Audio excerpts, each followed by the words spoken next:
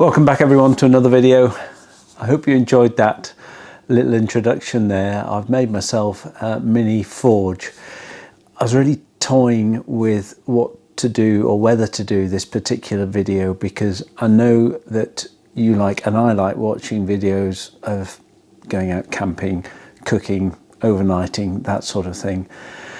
At the moment we technically can't do it for another 6 days here, and so I'm just going to keep with that and just stick with the little hobbies that I do. So in this video, it might turn into 2 videos. I'm actually going to make a bushcraft knife, and starting with the actual sort of raw metal, the carbon steel in sort of bar form, and turn that into a blade, hopefully harden it, temper it, and then make a sheath for it. First time I've done anything like this, so you'll be on the journey with me learning as I go. Yeah, the kiln, it was remarkably easy actually. I just had some old bits of aluminium left over which made the sort of framework around it, and I bought half a dozen of these bricks. These are they're actually called 26ers, and they're a sort of clay fire brick. Quite light, and the only thing I'd say if you're going to make yourself a little mini forge is don't get these mistaken with these ones here, which are also fire bricks. They're much heavier. I don't actually know the name between the two, but I think if you just use the phrase 26ers, that would get you the correct ones if you're going to build a little forge. I've got a very inexpensive thermocouple to measure the temperature, and I've already had a propane torch, so I've made it very much on the cheap and I hope it'll work. So let's get on with showing you a couple of the bits that I've got to get started with. I've got several approximately 30 centimetre lengths of this 1084 carbon steel. 1084 is probably the most straightforward to work with. I've got some instructions there what I need to do in order to harden the steel, but one day if I do move on to stainless steel, it's a little bit more difficult to work with, but I think I'll just try this for the first time. I've covered the piece of steel in this translucent blue layout fluid, which helps me to etch the shape of the knife once I lay a template on top of it. This is the template I've drawn. It's a copy of one of my bushcraft knives. It's a shape I really like. It's got about a 4.5 to 5 inch length blade and a good size handle, and I really like that shape of handle, so I'm going to try this for my first time. I'll just cut this out. And so I've cut out this nice little bushcraft knife shape. I'm just going to pop it on there, and I've got a scribe here that I'm going to use to do the outline.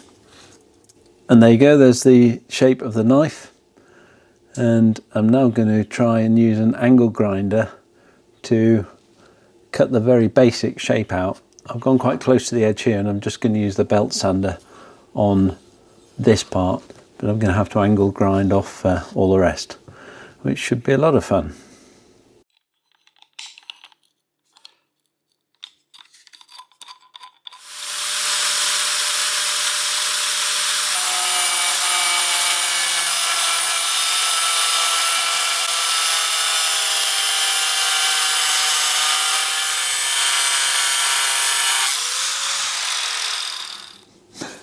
Oops.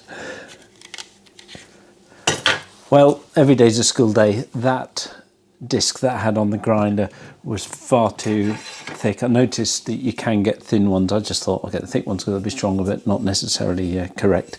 That's what it's done. It's made a, haven't ruined or impinged on my stencil line, but it took a long time to get that far, and I could tell it was having a really difficult job of getting through. But I do know you can buy these thin metal cutting blades, so Amazon it is, and I'll see you tomorrow. Well, it's 24 hours later and I have my Go Yonder cut-off wheels. They are much thinner. I'm hoping they'll be strong enough. It's 3.5 mil thick carbon steel, and it's took some getting through for the thick one, so can only try it. Let's give it a go outside.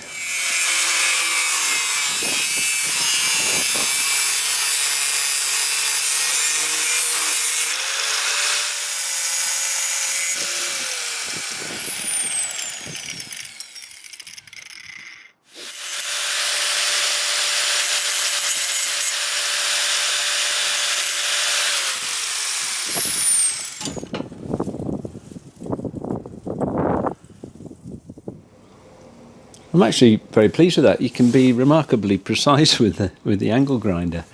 So with that shape cut out now, I'm going to get it on the belt grinder and go through the grits and get it up to the right to the edge of these scribe lines that I've done, and neaten it all up, because I want to get this blade as close to the finished product really before I harden it and temper it, because you can't make any sort of radical changes to the shape or smoothness once you've gone through that process.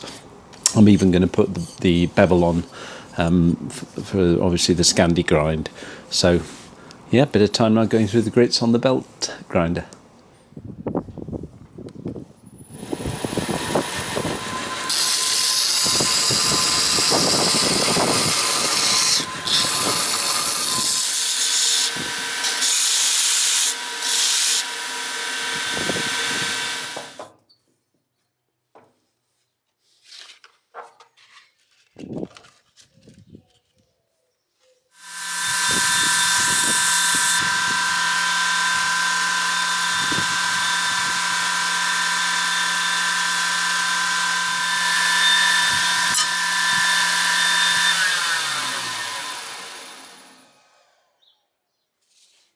Next bit is I'm going to try putting on the bevel, and I've got this piece of angled aluminium which a local sheet steel company bent very kindly to 102 degrees for me, and there's a maths calculation that you do on a calculator which you can work out using the width of the spine here, which is 3.5 mils. Put in lots of different easy calculations on a calculator, and it works out that I can get a nice sort of 8 mil bevel using this particular angle. So I'm going to fix the blade to this and have a go at doing my first bevel, and that'll be a Scandi grind. I've got a scribe here, and to get it accurately what I do is just by eye judge where the middle of the edge is going to be, and then as long as I do it both sides and grind down to the middle of the two of them, then I'm going to be right bang in the middle. So let's give this a go.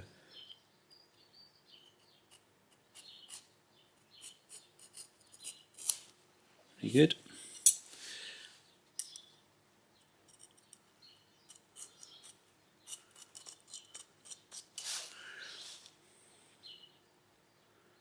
Good stuff.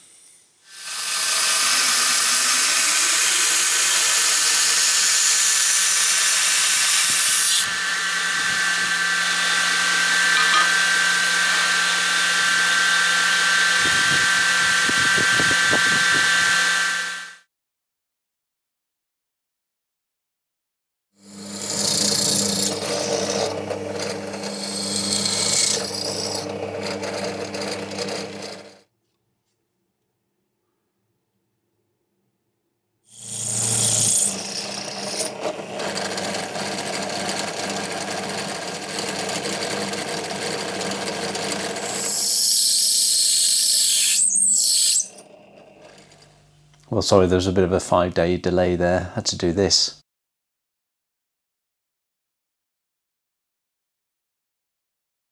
Then this.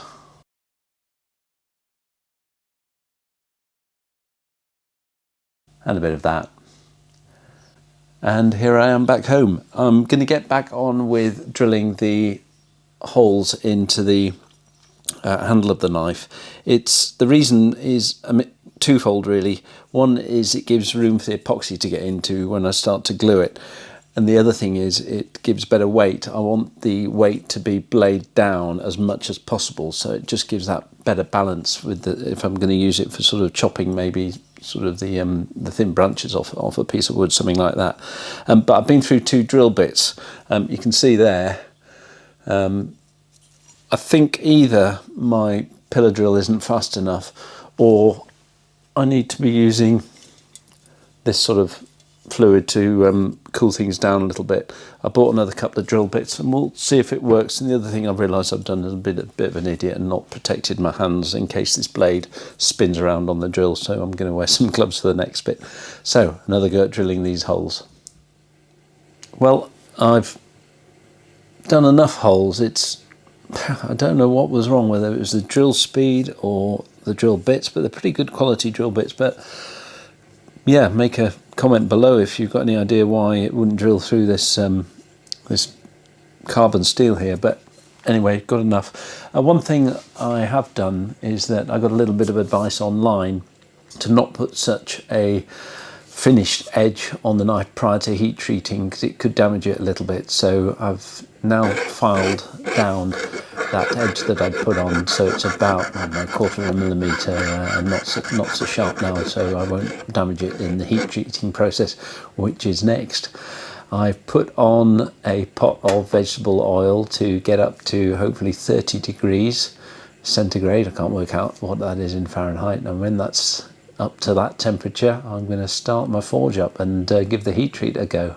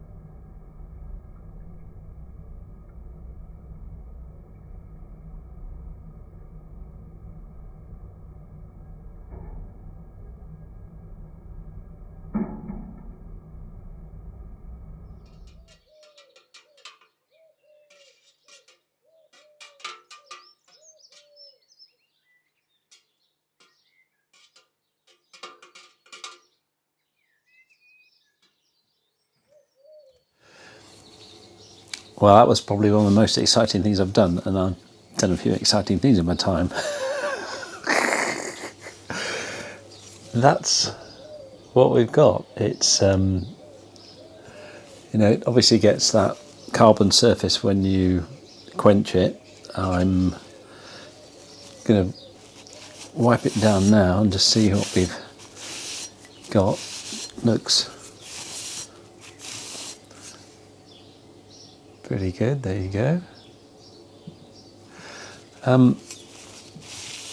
They say there's a test that you should do with a file, and just try and file, say, a bit of the spine of the knife.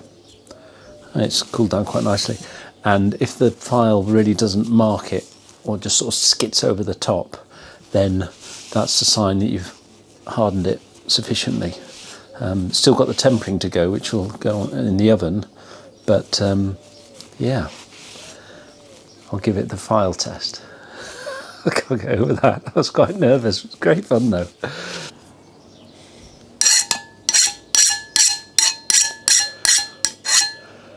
Well, I know it keeps going out of focus. There we are. I can already just feel by the sound of it, really, that that blade has hardened. It's if I do that and then rub my fingers along, it hasn't marked it at all. So I think I've done a successful hardening of the blade.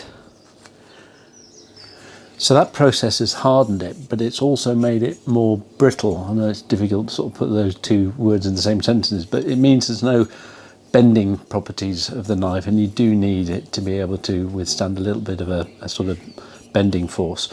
And the way you achieve that is to put it in the oven for 2 cycles, so that's 200 degrees Celsius for 2 hours, then let it cool to room temperature and then do the same again.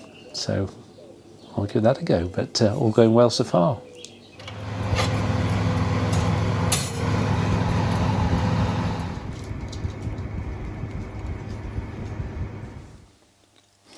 So here's the knife. It's been in the oven twice now for 2-hour periods at 200 degrees Celsius. It's still looking good. The bit I was worried about was if it did any buckling, but it's absolutely flat. There's no roll with it whatsoever. Really pleased with that. Otherwise that would have been quite a job to have to get any sort of buckle out of it now that it's been hardened. But what I'm going to do now is get rid of all this carbonation that's happened here and start with 120 grit and work up, I think, through 240 up to 320 just to get the finish back on it, and then I'll do some hand sanding.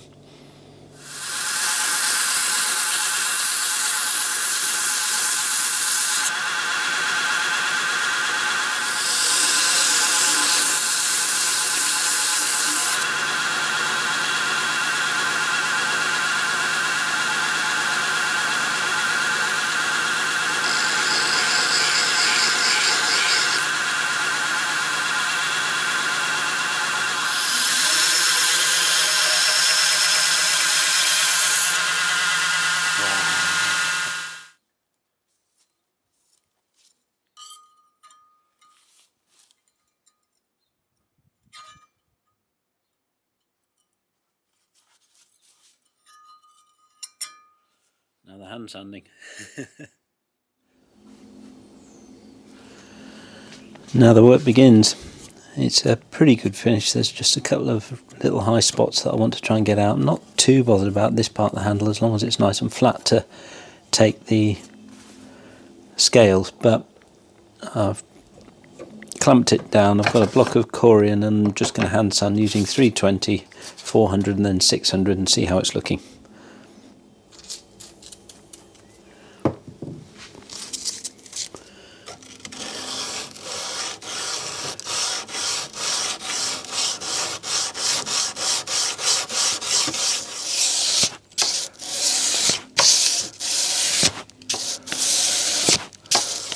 You can see the bit starts to blacken up where the steel's actually coming off.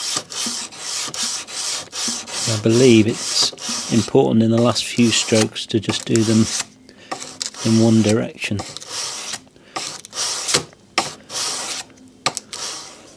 Well, that's a pretty good shine. A couple of little high spots which I really have tried to get out, but it's a first effort and I'm pretty pleased with it. So I've got my logo on a vinyl here and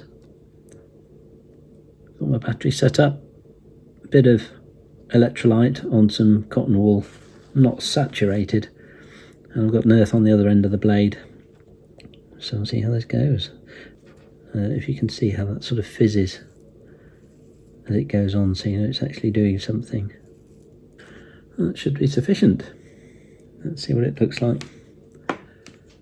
And yeah, it looks horrible. The important thing now is to use, I use this Windex stuff. It's got a bit of ammonia in it, which is good. You've got to stop the active ingredient of the electrolyte on the etch, well, anywhere on the blade actually. I'll get some wire wool now and finish that off. And there's Richard Outdoors knife. I've got an 800, a 1200 and let's see what that one is, 2000 I think, 6000. 6000 should be just a polisher. But I'm reasonably okay at using a whetstone, so I'll give it a go on that.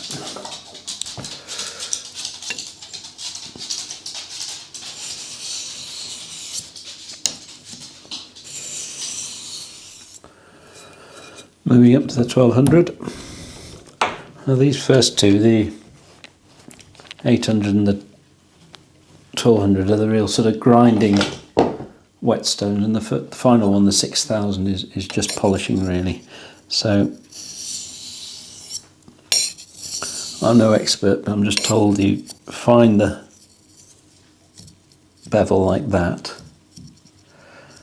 lock that in, and then just try and slice the top off the sharpening stone without too much pressure, but trying to keep that bevel angle all the time. And finally we move on to the 6000, and I've got this little kind of puck here, it's called the Nagura stone, and what you do is you rub the moisture over the surface of it and you make this slurry, and that's that slurry, that the abrasiveness of that very fine sort of powder in the water gives it that polished shine. And the processing is exactly the same, finding that lock and then just skimming the top of the white stone, and this is not a lot of pressure at all.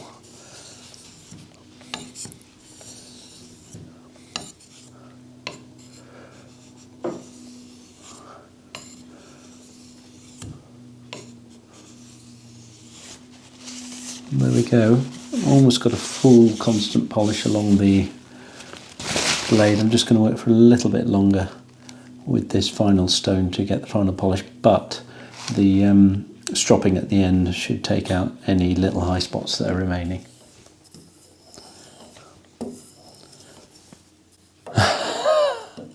Absolute mirror, wow. Time for the paper test.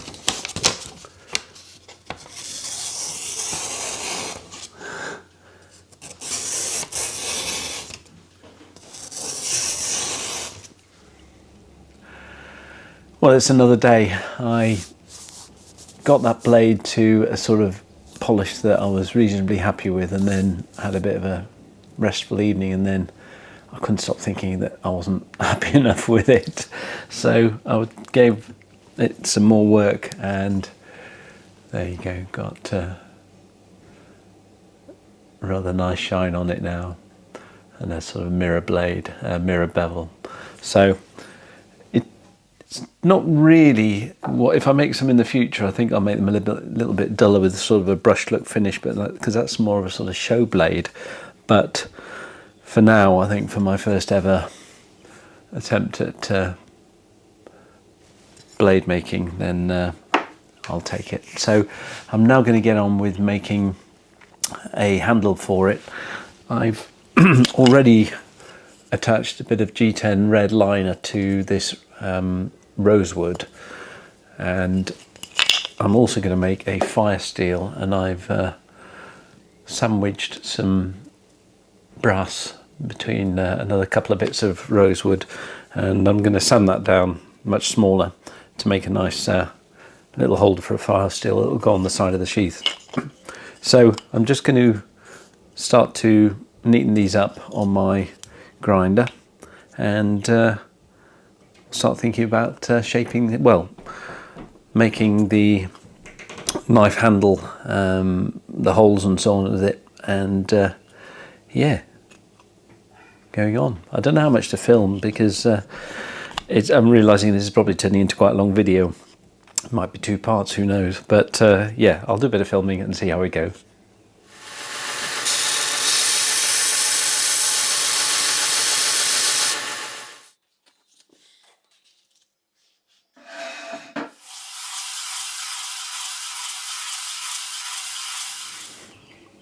Well, I've worked my way through the grits on these scales, and I'm really pleased there.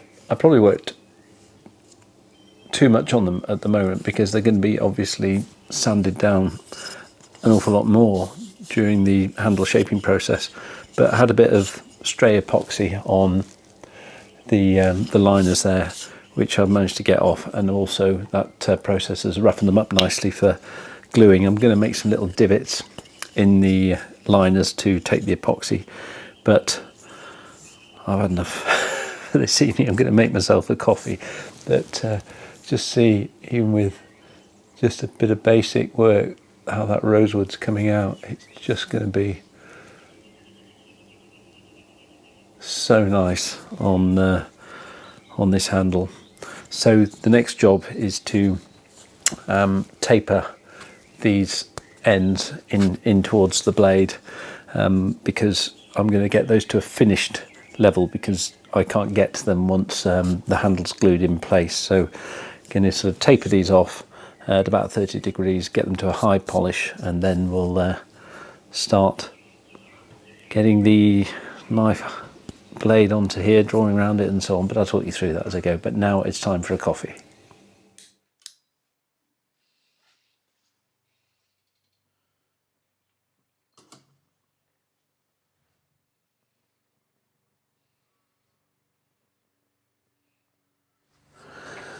So I've clamped my knife blade to these handle scales here, just in the place that I'm going to want it. I've drawn around it so that when I take the blade off, I've got an outline. And I'm now going to drill my holes for the thong tube and both Loveless bolt pins. That's going to be my little bit of thong tubing that goes in. It's 6mm, so I'm going to drill a 6mm hole in here, which I've got, and then a couple of 4mm. And then at least when I put pins through, just whilst I'm doing the cutting out of the handle, these scales shouldn't shift, so each one would match the other.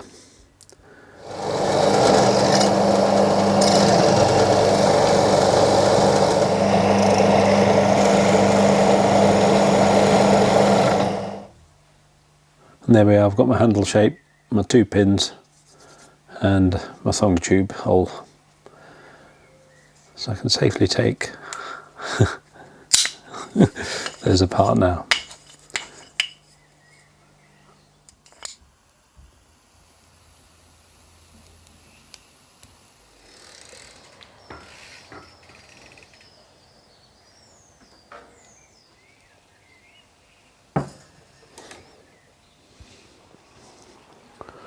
I was just about to sit down and tell you about the next phase, but my seat's been taken.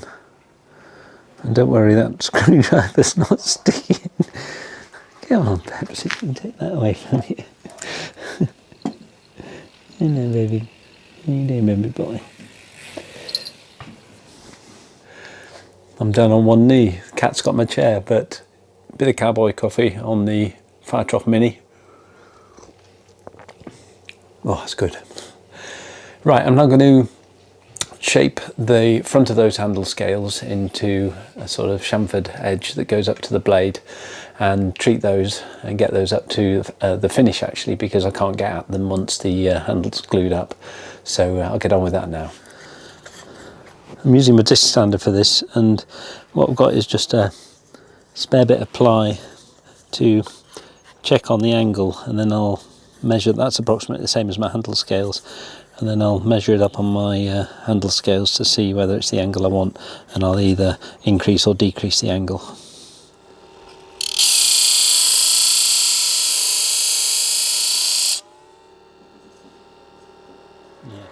That's it, that's the angle I want.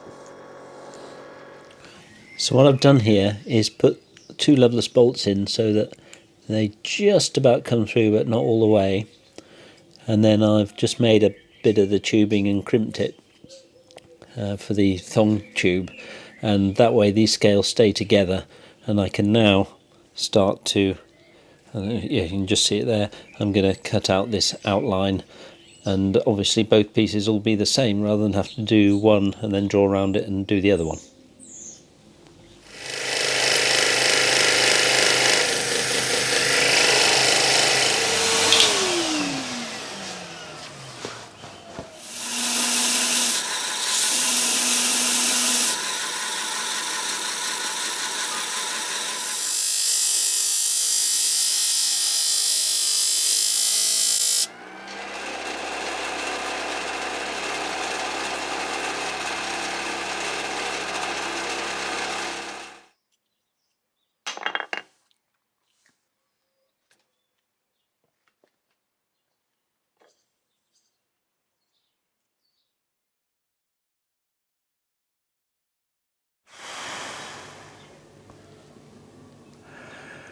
Well, that's probably enough for this video anyway. What I'll do is I do have some more handle material. I'll get that up to the stage that I got this, so I don't need to sort of repeat it all. and then we'll go with the handle shaping once I've got through those stages. But I'll have to spend a good bit of tomorrow getting handles up to the sort of point that these last two that are ruined are at. So we'll call this a day for this video. We'll call it part 1, and I'll get going on the edit. Well, you've seen it all now. It's difficult to sort of think in reverse when you're making a video.